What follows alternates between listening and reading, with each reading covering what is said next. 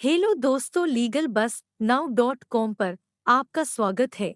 Legal बस application भी आप गूगल प्ले स्टोर से डाउनलोड कर सकते हैं और जुडिशियरी प्रारंभिक और मुख्य परीक्षा के प्रश्नों का प्रतिदिन अभ्यास कर सकते हैं। तो आज ही गूगल प्ले स्टोर से लीगल बस ऐप डाउनलोड करें। संविदा विधि, लॉ ऑफ कॉन्ट्रैक्ट, भाग 15। प्रत्याभूति की संविदा क्या होती है? Contract of guarantee. संविदा विधि से संबंधित अब तक के ऑडियो में संविदा विधि सीरीज के अंतर्गत 14 ऑडियो बनाए जा चुके हैं तथा इस ऑडियो में प्रत्याभूति की संविदा क्या होती है इस संदर्भ में उल्लेख किया जा रहा है। अब तक के ऑडियो में संविदा विधि की आधारभूत धाराओं तथा क्षतिपूर्ति की संविदा तक उल्लेख किया जा चुका है। क्षतिपूर्ति की संविदा क्या होती है इस संदर्भ में जानने के लिए इसके पूर्व के ऑडियो को सुनें। प्रत्याभूति की संविदा, धारा 126, कॉन्ट्रैक्ट ऑफ गारंटी। प्रत्याभूति हमारे आसपास का आम बोलचाल का शब्द है। अधिकांश मामलों में हमें गारंटी शब्द सुनने में मिलता है। भारतीय संविदा अधिनियम 1872 की धारा 126 के अंतर्गत गारंटी की संविदा को परिभाषित किया गया है। धारा 126 के अनुसार प्रत्याभूति की संविदा किसी पर व्यक्ति द्वारा व्यतिक्रम की दशा में उनके वचन का पालन या उसके दायित्व का निर्वहन करने की संविदा है। इसका तात्पर्य यह हुआ कि किसी पर व्यक्ति द्वारा व्यतिक्रम की दशा में उसकी प्रतिज्ञा का पालन नहीं करता है या अपने दायित्व का निर्वहन नहीं करता है तो वह उसकी प्रतिज्ञा का पालन करेगा। कुछ यूं भी समझा जा सकता है कि जब कोई व्यक्ति अपने वचन का पालन न करे तब उसकी ओर से पालन करने का दायित्व किसी व्यक्ति द्वारा अपने ऊपर लिया जाता है। एक साधारण से उदाहरण के माध्यम से यूं समझा जा सकता है कि किसी व्यक्ति द्वारा यह करार किया जाता है कि दूसरे व्यक्ति द्वारा संदाय नहीं किए जाने पर वह उसका संदाय करेगा। एक प्रत्याभूति की संविदा है। बैंक इत्यादि के ऋण के समस्त काम प्रत्याभूति की संविदा के आधार पर ही संचालित हो रहे हैं। प्रत्याभूति की संविदा की परिभाषा देते हुए भारतीय संविदा अधिनियम 1872 की धारा 126 इस प्रकार की संविदा के पक्षकारों का भी उल्लेख करती है, जिसके अंतर्गत इस संविदा में मुख्यतः 3 प्रकार के पक्षकार होते हैं। एक, प्रतिभू श्योरिटी। वह व्यक्ति होता है जो प्रत्याभूति देता है। जो व्यक्ति प्रत्याभूति देता है वही प्रतिभू कहलाता है। 2, मूल ऋणी प्रिंसिपल डेब्टर। वह व्यक्ति जिसके व्यतिक्रम के बारे में प्रत्याभूति प्रदान की जाती है मूल ऋणी कहलाता है। 3, लेनदार प्रिंसिपल क्रेडिटर। वह व्यक्ति जिसको प्रत्याभूति दी जाती है लेनदार कहलाता है। जयश्री राय चौधरी बनाम oriental insurance company limited AIR 1952 Kolkata 355 के प्रकरण में कहा गया है कि प्रत्याभूति की संविदा का उद्देश्य लेनदार को सुरक्षा प्रदान करना होता है। प्रत्याभूति की संविदा हेतु मूल ऋणी का होना आवश्यक होता है। प्रत्याभूति की संविदा लिखित या मौखिक हो सकती है। यह अभिव्यक्त या विवक्षित हो सकती है। यह संबंध पक्षकारों के आचरण से भी संबंधित हो सकती है।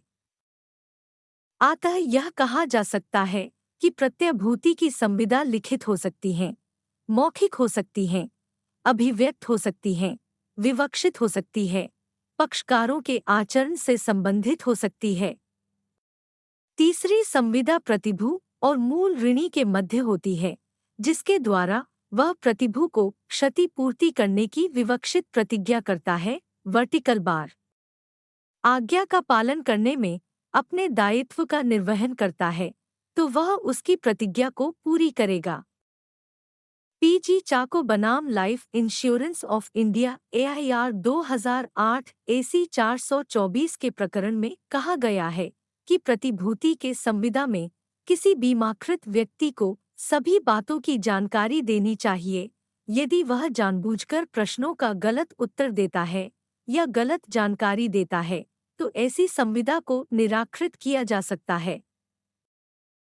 नगीना कंस्ट्रक्शन प्राइवेट लिमिटेड बनाम international airport authority of India AIR 1992 Delhi 243 के प्रकरण में कहा गया है कि जहां संविदा के अंतर्गत अग्रिम भुगतान किया जा चुका है ताकि बैंक प्रत्यभूति के विपरीत की दशा में पीड़ित पक्षकार को क्षतिपूर्ति दी जा सके, तो ऐसी स्थिति में उसे न्यायोचित माना गया। पंजाब नेशनल बैंक बनाम सुरेंद्र सिंह AIR 1996 MP 15 के वाद में कहा गया है कि बैंक प्रत्यभूति का संविदा के अनुपालन में महत्वपूर्ण योगदान है, अतः इसमें तभी कोई हस्तक्षेप किया जाना चाहिए जबकि ऐसा किया जाना नितांत अपेक्षित आवश्यक है।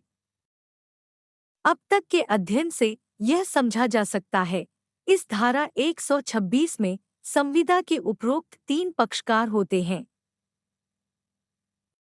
वास्तव में प्रत्यभूति की संविदा का उद्देश्य लेनदार को सुरक्षा प्रदान करना होता है, अर्थात वह लेनदार के हित को सुरक्षित करता है। प्रतिभू भी लेनदार को वचन देता है कि मूल ऋणी अपनी प्रतिज्ञा के पालन का दायित्व का निर्वहन करने में व्यतिक्रम डिफॉल्ट करता है, तो ऐसी स्थिति में वह स्वयं संविदा का पूर्ण पालन करेगा, उसके वचन को पूरा करेगा, अतः लेनदार को मूल ऋणी द्वारा चूक किए जाने की स्थिति में होने वाली हानि की संभावना से सुरक्षा मिलती है। इस धारा से संबंधित कुछ मूल तात्विक बातें हैं जिन्हें ध्यान रखा जाना चाहिए। एक संविदा मूल ऋणी और लेनदार के मध्य होती है। 2 इसके पश्चात प्रतिभू और लेनदार के मध्य संविदा होती है। 3 तीसरी संविदा प्रतिभू और मूल ऋणी के मध्य होती है। 4 जो व्यक्ति प्रत्यभूति देता है वह प्रतिभू है। 5 जिस व्यक्ति के व्यतिक्रम के संबंध में प्रत्यभूति दी जाती है वह मूल ऋणी है। 6 जिस व्यक्ति को प्रत्यभूति दी जाती है वह लेनदार है। 7 सर्वप्रथम संविदा मूल ऋणी एवं लेनदार के मध्य होती है। 8 प्रत्यभूति की संविदा का उद्देश्य लेनदार को सुरक्षा प्रदान करना है। प्रत्यभूति की संविदा में प्रतिभू यह प्रतिज्ञा करता है कि मूल ऋणी अपनी प्रतिज्ञा के पालन में दायित्व के निर्वहन में चूक करता है, तो ऐसी स्थिति में वह उसकी प्रतिज्ञा का पालन करेगा। यह कहा जा सकता है कि प्रतिभुओं का दायित्व मूल ऋणी द्वारा किए जाने वाले चूक के संदर्भ में होता है, किंतु यदि मूल ऋणी द्वारा की गई कोई ऐसी प्रतिज्ञा नहीं है जिसे पूरा करने के लिए वह दायी हो या मूल ऋणी किसी दायित्व के निर्वहन के लिए दायी नहीं है, तो प्रत्यभूति की संविदा का निर्माण ही संभव नहीं है।